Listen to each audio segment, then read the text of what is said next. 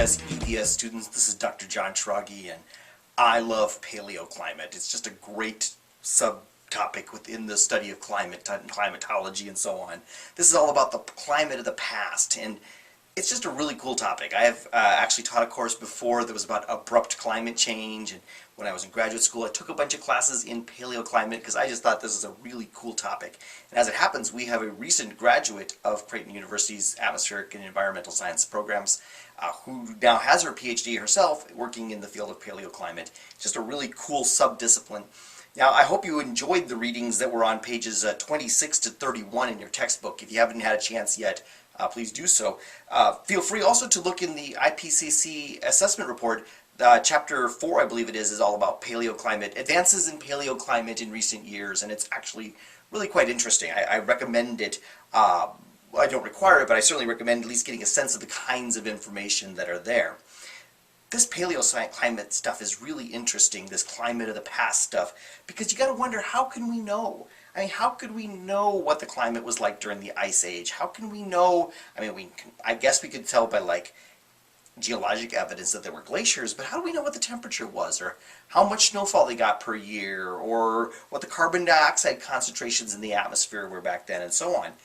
What kind of observations do we have that can tell us about the climate at that time? What kind of inferences can we make from observations as well? All that kind of fits together into this module of the course.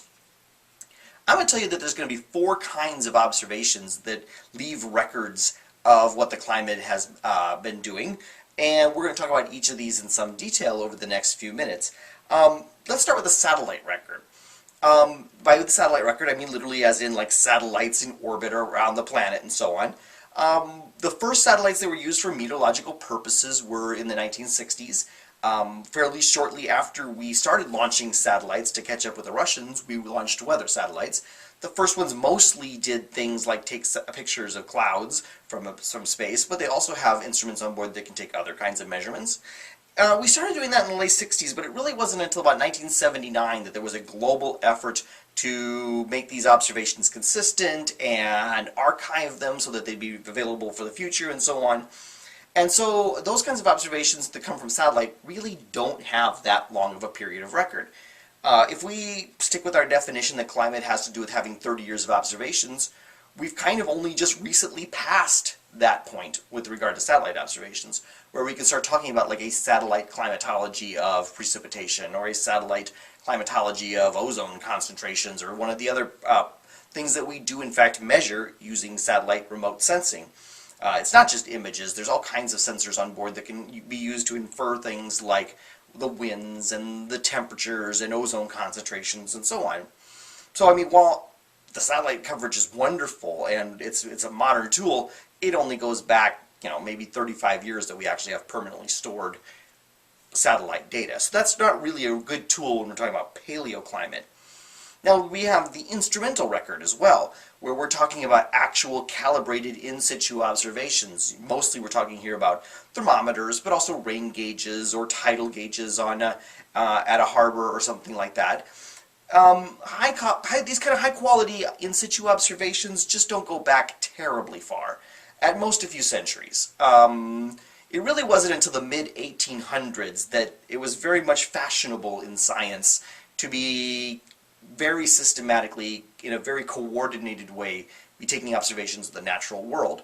It just wasn't really how science was thinking about problems before then. And so a lot of modern weather stations got established in about the 1840s, 1850s, or something like that. That was also a big era of exploration and so on, so that tends to be where like a lot of stations opened up in the tropical Pacific, or India, or Africa, or South America, or so on. We typically have these kinds of observations back at least a few centuries, 150, 180 years, and then, European centers of learning like London, or Paris, or Berlin, well there they might go back, 300-400 years or something like that, where they have routine observations of things like temperature and even pressure or precipitation or something like that. But that doesn't really help us understand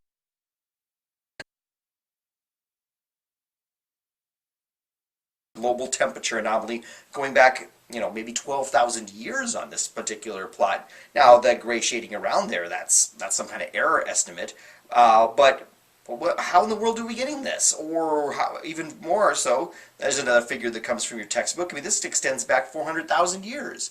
We clearly don't have satellites and thermometers and rain gauges that far back. In heavens, there's a similar diagram I got from your textbook that extends it back 4 million years of temperature records for the world. And in fact, here's one that goes back in your textbook even back to 70 million years ago. Heavens, dinosaurs were walking the Earth 70 million years ago. How on earth are we getting these kinds of records? Well, clearly we're not getting these from, calibrated thermometers and rain gauges and stuff like that. Rather, we have to use some kind of proxy for that kind of information. Humans leave records that can be proxies for climate data, and the natural world leaves signs that can be used as proxies for the climate in the past. Now, this word proxy might be something that you're not really all that comfortable with. Just to pull a definition of proxy up, that first definition, the ability to represent someone else, that's not exactly what we're looking for here. Definition 2 there, a figure that can be used to represent the value of something else. Okay, we're going to be able to use something else we see in the natural world to relate it to the temperature that was going on, or the precipitation that was going on, or something like that. Now, when we're talking about humans and the kinds of records we leave behind, they typically are actually historical records. I mean, people are really good at documenting their world, and, for example, missionaries in South America left these Franciscan missionaries and so on in places like Peru and stuff like that. They kept meticulous records of exactly how much their harvests were each year and so on, all the way back to like the early 1500s. So, okay, we don't exactly know how much it rained in, Peru that year, but we do know that that was a very good year for their grapes harvest, or it was a very poor year. And in fact, we don't just know, it's great or it's poor. We have very precise numbers. Well, we can actually, infer from there things like where there were dry years and wet years and so on, or warm years and cool years, or whatever.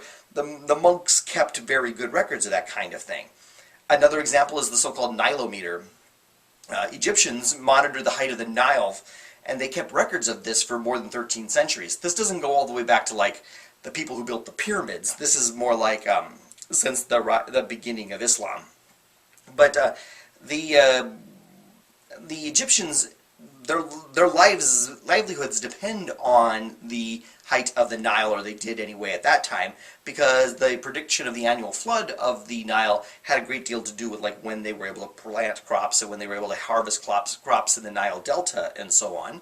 And as a consequence, very carefully monitoring this sort of shaft that was dug near the Nile that would then fill with water from the Nile, and they could measure how many steps up that shaft were covered with water from the Nile, helped them know how high the Nile was.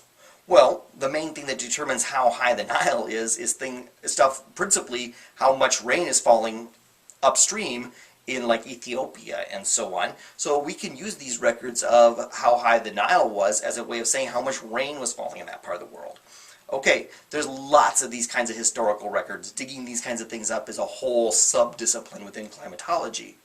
But when you really want to go farther back than that, you need to be using what we call paleoproxies. Paleoproxies are these long-lived chemical or biological systems that have information about the climate imprinted onto them. And it's probably easiest to talk about paleoproxies if we just give some examples. For example, the ice that is in a glacier or an ice sheet provides useful climate information dating back to the time when the snow fell that became part of that ice sheet or whatever. See, scientists go out to these glaciers and these ice sheets with specialized drills that can pull out a big long plug of this ice out of the ice sheet. You can kind of see one up here. It sort of augers down in there and it pulls out, I don't know, they're about 15 feet long, these shafts, these cores of the ice, and they can then go deeper and then go deeper and pull these cores out. Now, it's quite a project for a scientist to figure out how to identify how old is the ice in each place here. There's a lot of techniques to doing that. They can look for things like volcanic ash in the ice, that they know that a volcano erupted at approximately this time, and then they see the ash in the ice. There's a lot of ways in which it can be done. But if you can determine the age of the ice in each layer, then you've really got something. This picture that's in here is from the National Ice Core Laboratory, which I believe is in Denver. I've never actually been to that particular facility, but you can see how they have in cold storage all these long cylinders of ice, these ice cores that they extracted. I have actually been to a similar facility in Columbus, Ohio, the Bird Polar Research Center. And no pun intended, it's really cool. I mean, there's a lot of really interesting ice cores that have been extracted from glaciers all over the world. And when you take a very close look at them, you can see that the ice has some structure to it. That's what that diagram up there at the top is. You know, there's often, for example, an annual cycle to fresh ice and snow being deposited on the top, and then in the warmer season, there's sort of some melting that makes a crust that freezes back on once the short warm season is over, and you kind of get these layers to the ice. Okay. Characteristics of the ice are going to be able to give us climate information. They could be things like its chemical composition. They can be things like little bubbles of air that are trapped in the ice, and so on. These kind of ice cores can provide us with climate information going back about 800,000 years. The oldest ice on Earth is about 800,000 years old. That's about how fast the big ice sheets of like Greenland and Antarctica go and then reach the sea. You know, they form and then the ice reaches the sea and calves off as an iceberg and floats out to sea and melts.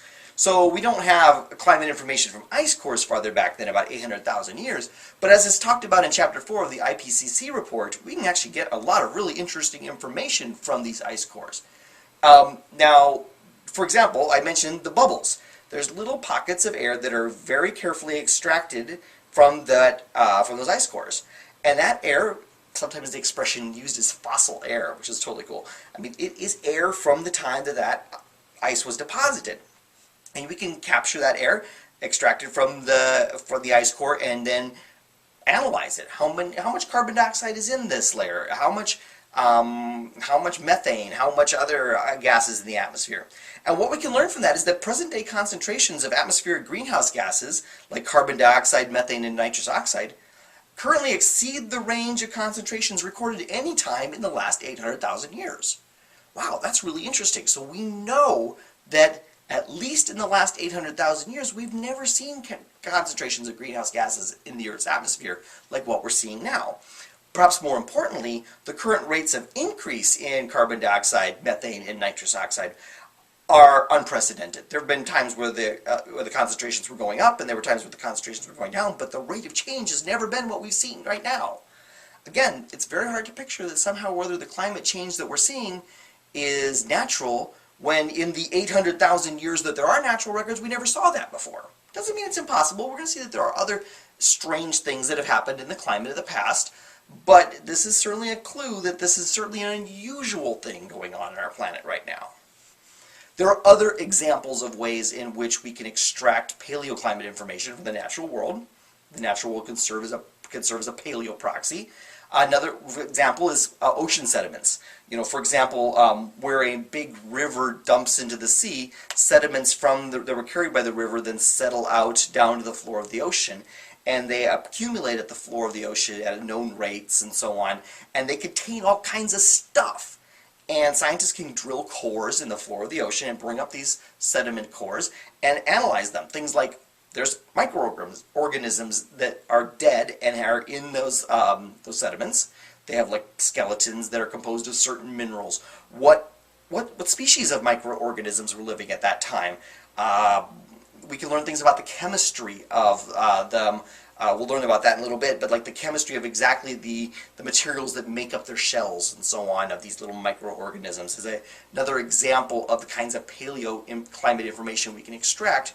And we can be learning a great deal about the whole area that river drains from the sediments that then fall down into the base of the ocean when that river meets the sea. Another example is corals. You guys know what corals are, right? Like a coral reef. These corals grow at very slow rates, and the composition of their little exoskeletons and so on depends on the temperatures of the water they're in and the carbon dioxide concentrations of the water and so on. What species are thriving at any given time? What species are weak? Well, coral gets fossilized. We can dig cores through the coral reef and find older corals farther down, and we can learn important things about like the water temperatures and you know, the acidity of the ocean and so on by understanding those corals. Now, when I talked about ice cores and little exoskeletons of those microorganisms and the corals and so on, I, a couple times there on the slide, said that we can learn something from the chemistry of those materials. I want to give an example of that. Water molecules, H2O. There's a cartoon kind of right there drawing it for you. There's a water molecule right there. Got 2 hydrogen atoms and 1 oxygen atom in it, but all oxygen atoms are not the same. Turns out on Earth there are 2 main types of oxygen atoms. Type is a bad choice of word. Let's use the correct word, isotopes. There are 2 main isotopes of oxygen. If you're not comfortable again from like a high school science class with the word isotope, isotopes are one of 2 of more forms of an element that contain the same number of protons in their nucleus, but different numbers of neutrons. What determines what that material is, in this case oxygen, is how many protons it has. The number of neutrons can vary. And in the case of oxygen, there's 2 main varieties. There's oxygen-16, which has 8 protons and 8 neutrons, and there is oxygen-18 that is 8 protons and 10 neutrons. They're both water. They're both oxygen, and when you hook them up to 2 hydrogen atoms, they're both water, but they are not exactly the same. For example, oxygen-18 weighs more because it has 2 more neutrons in every nucleus. But on our planet, some of the water molecules, the oxygen atom is an O16, and some of them it's an O18. Now they occur on Earth in some known ratio. There is a certain number of O16s and O18s in the world, and like, you know, you take up ocean water from the ocean, there is a known ratio between these 2 materials. I'm drawing it here as if it's half and half. It's not half and half, but they'll give you the idea. So the 16s that I've got that are floating in the ocean are supposed to be water molecules with a oxygen 16 in them, and the 18s there are supposed to be water molecules that have an oxygen 18 in them. All right, it's all water. You can drink it. Well, I mean, this is ocean water. You can't drink it, but it's all water is water. It doesn't matter which isotope of oxygen it happens to have in it. But there's differences between this water. For example, when it is cold, these 2 different forms of water, having 2 different kinds of isotopes, 2 different isotopes of oxygen in them, evaporate at different rates. When the temperatures are low, relatively little of the water that contains oxygen-18 will evaporate. On the other hand, you know, more of the water that contains oxygen-16 will evaporate. So like up there in the atmosphere there, I made it so that most of the water vapor molecules floating around in the form of humidity and so on are oxygen-16, with just a little bit of it being oxygen-18. Okay? But if I make the thermometer up there on the left side of the screen go up, and so we're talking about a warmer situation, when it's warm, a lot more of the water containing oxygen-18 evaporates. So the temperature is what's going to be determining the ratio of oxygen-18 to oxygen-16, well, water molecules containing oxygen-18 and water molecules containing oxygen-16 in the atmosphere. If the world's oceans are warmer, there's relatively large amounts of oxygen-18. When the world's oceans are cooler, there's relatively less oxygen-18 in the atmosphere, just because these 2 different isotopes of oxygen, when they're bound to 2 hydrogens and make water, they evaporate at different rates. Well, every single water vapor molecule in the atmosphere eventually falls out in the form of precipitation. So that snow that fell on a glacier and became part of the glacier, that's water vapor that used to be in the ocean and then evaporated. So if the atmosphere was mostly water vapor that contained oxygen-16 and some water vapor that contained oxygen-18, the snow will be just like that. And so if we can go into our ice core here again, extract little bits of it and determine the ratio of water containing oxygen-16 to water containing oxygen-18, we now know what the world's ocean temperatures were at the time that that record was taken. That's amazing. We can actually figure out what the global ocean surface temperature was from ice that's been laying there under an ice sheet for potentially hundreds of thousands of years. This is really cool that this works. And in the same way, actually oxygen atoms are also incorporated, for example, into the exoskeletons of microorganisms. Okay, the materials that the little creature used to make his shell they uptake things like water molecules into the minerals and so on that they make their shells out of, and we could use the oxygen ratios, the different isotopes, to determine the temperatures of the water that creature was in. Certain other minerals work the same sort of way, like the minerals that are in coral and so on. That they'll have different ratios of different isotopes depending on things like what the temperature was. Another example of a paleoproxy for climate information are tree rings. The study of tree rings is a subdiscipline within climatology. It's called dendrochronology. Dendrochronology is actually, assembling a chronology, a history of the climate based on trees. And you probably know the basic story here. I mean, trees grow a certain amount each year, and as the trunk of the tree grows each year, it makes a ring. And so the width of these rings tell us something about how much the tree grew. Now, trees grow different amounts based on a number of factors. You have to know a great deal about the trees to be able to attribute the width of each of these rings to what was going on. For example, some trees are very keen on the temperature. How much they grow depends on the temperature of the area. A narrow ring means that the temperature was outside the range in which the trees grow. Maybe it was too hot, and a thicker ring means that it was more in the temperature range that the tree thrives. Maybe it's more about the precipitation. But all these trees can be studied, and then we can find trees, extract cores from the trees, or cut trees down or whatever, and we can then say, well, the outermost ring of the tree is the current year, so then we can work our way backward all the way back to when the tree was first, started growing. And some trees live thousands of years. I mean, we don't have such trees in Nebraska. We don't have such trees where I live in Indiana, but I don't live in the sequoia forest or in a redwood forest or something like that. Not only that, we can actually find old trees or old wood that has been cut down and find overlap. So, for example, like the paleoclimate of Ireland can be determined for at least a few hundred years farther back by taking living trees and then comparing their tree rings to the tree rings they see like in the rafters of very old churches.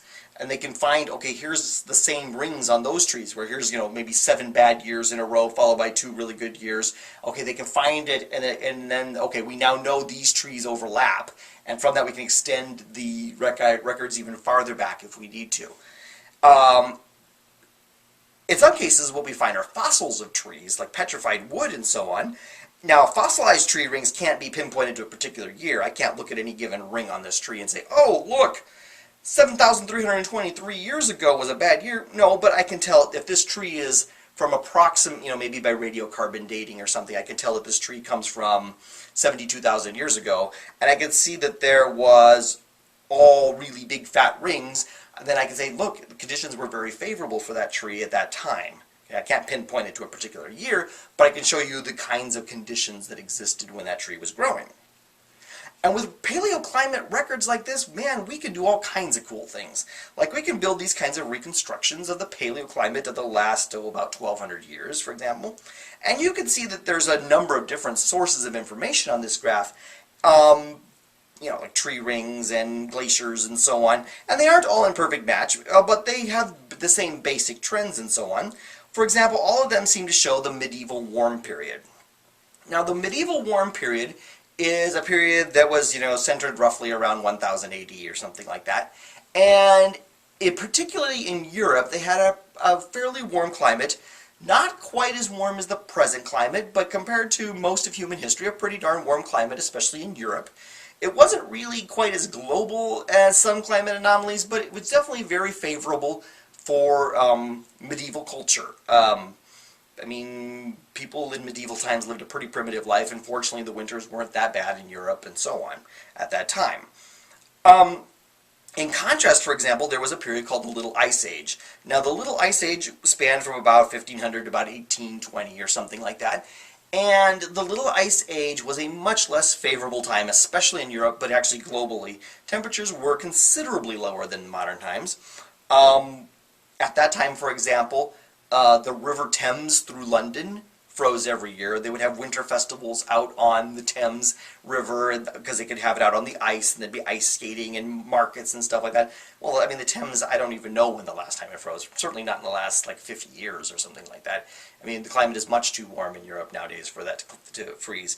The Little Ice Age was really bad news for like the Vikings. Okay, the Vikings really relied on being able to take their big clumsy ships up and down rivers to go and sack villages in France and so on. Well, if the rivers were freezing during the winter and so on, it just wasn't good for Vikings at that time. The Little Ice Age is not a true ice age as we're going to see, but it's a nice term, the Little Ice Age. When you actually take a look at these graphs here, you get a sense of just how crazy the current climate change really is. Compared to the last 1,000 years, we are really, really increasing temperature fast. And our temperatures are really quite high compared to the last 1,000 years. Actually, to put that even in further context, take a look at the last 12,000 years. Look at the climate change that's happening just in the last, few hundred years. I mean, the spike is practically straight up and down on that temperature diagram there of the last 12,000 years. You can see that in the few thousand years leading up to the modern era, the climate trend, globally, the temperatures were trending downward. It's over a period of 6,000 years or something like that. So, I mean, it was a very slow climate change, but it is true that the climate was overall trending downward in terms of the temperature. Whereas, like earlier in human history, before the beginning of written records and so on, if you're getting to be like 8,000, 9,000 years ago, well, there was actually quite a nice climate optimum going on, where temperatures were quite warm. I mean, obviously there were winners and losers in terms of the climate then, just as now, but there was certainly a very long, prolonged time where there was reduced glaciation and so on. What I think is actually interesting about this, though, is where was this coming from? If you go a little farther back on this diagram here, you start seeing, wow, we're coming from some really cold time, right about 12,000 years ago. From about 12,900 to about 11,700 years ago, there was a really interesting cold period called the Younger Dryas. The Younger Dryas is a strange little climate anomaly that happened about that time, where especially Europe and North America went back to very cold conditions. The Ice Age was over, and yet for about, maybe as much as 1,000 years, it was suddenly very cold again in Europe and like the eastern United States in particular, although there were climate problems all over the world at that time. That particular climate change actually has been tracked down to a breakdown of the so-called Thermohaline Circulation. The world's oceans have an overall pattern to their currents that redistribute heat and salinity and so on all around the world. And in particular, the Gulf Stream, that current at the surface, that warm current that goes up the east coast of the United States, broke down for a few thousand years, or a few hundred years anyway. And that brings warm water from the Gulf of Mexico up the east coast of the United States and over towards, especially England and Scandinavia and so on. And that current just broke down for a couple hundred years. It's actually very, very fascinating as to why it happened and so on. Wow, climate was terrible for a couple hundred years there, or maybe as much as 1,000, and people were around by then. They weren't keeping written records yet, but the Younger Dryas is actually a really interesting phenomenon. It's an example of a phenomenon that we call a stadial. A stadial is a term in climatology that means a cooler period. This isn't a true ice age. There weren't ice sheets 2 miles thick over the upper Midwest or anything like that. But it was a cooler period where, glaciers were advancing, where crops would have been failing, where certain species were experiencing extinctions, etc. A period of maybe on the order of a few hundred years where something like that was happening. In contrast, if you have an ice age going on and there's a little gap in it where maybe things are getting warmer for a couple hundred years, that's called an interstadial. So a stadial is the cooler period, and the interstadial is the warmer period, and they're both on the order of about a couple hundred years. I mean, that's what we're talking about when we're talking about stadials and interstadials.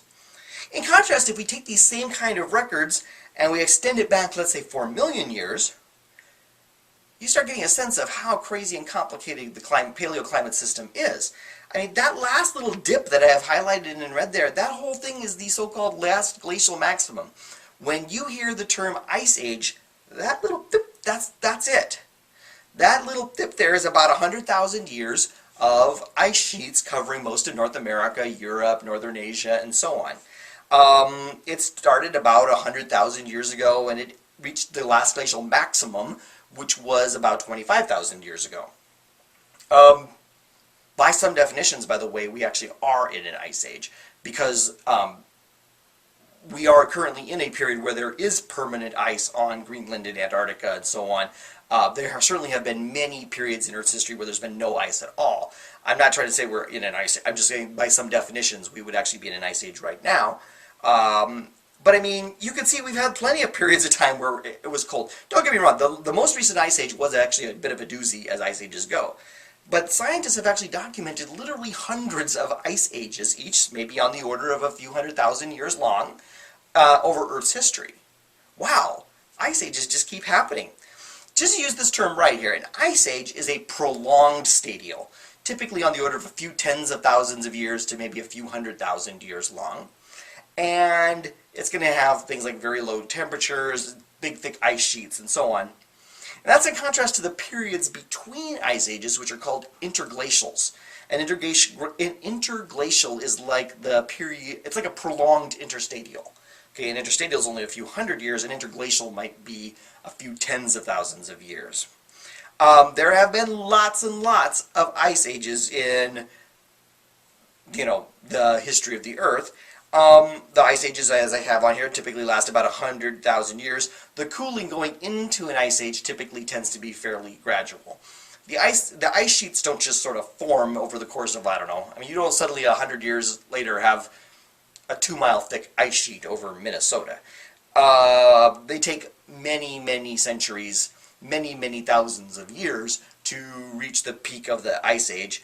Interglacials tend to happen fairly fast. The ice tends to retreat, the melting happens fairly fast, but the interglacial itself does tend to be shorter than the glacial period as well. Why does all this happen? Why do we have all these ice ages that have been going on for the last, certainly for millions of years, and actually we have every reason to think all the way throughout geologic history of the Earth?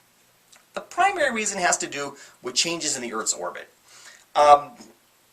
Everybody here has been in a class where we've learned about, how the Earth rotates and revolves and it goes around this orbit and so on.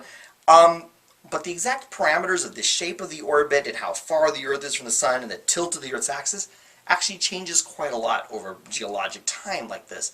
And there's some patterns to it, but it's also somewhat chaotic. We'll learn more about this when we talk about the physics of climate.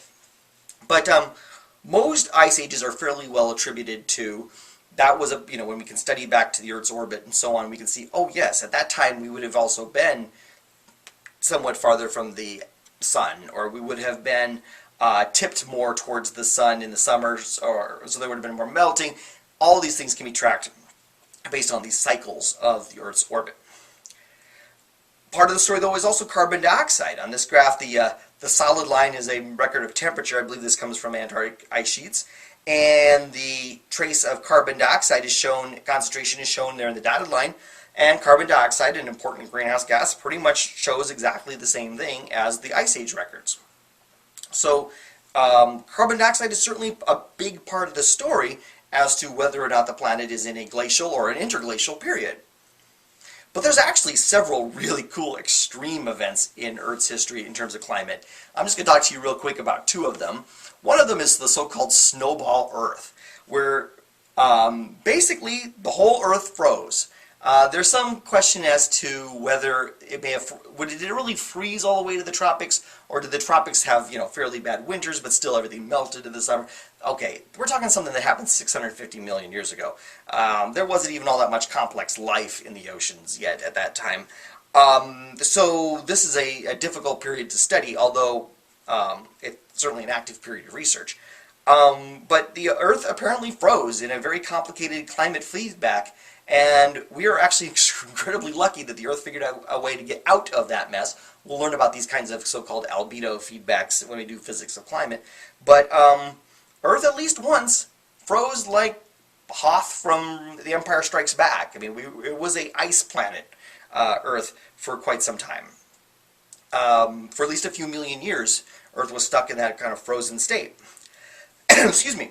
Another really weird climate event is this little spike that happened about 56 million years ago in the temperature record. It's called the I always get the name wrong, Paleocene-Eocene thermal maximum, the PETM. Something happened on Earth about 56 million years ago. This would be about roughly 9 million years after the extinction of the dinosaurs.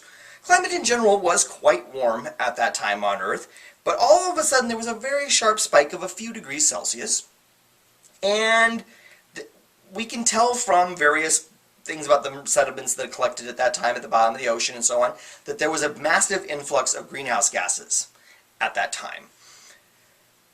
A massive increase in greenhouse gases and a temperature increase, a very short temperature, very rapid increase of a few degrees. There were mass extinctions, especially in the ocean. If this doesn't sound familiar, yeah, this sounds like us. This looks like what is happening now. A very rapid increase of greenhouse gases.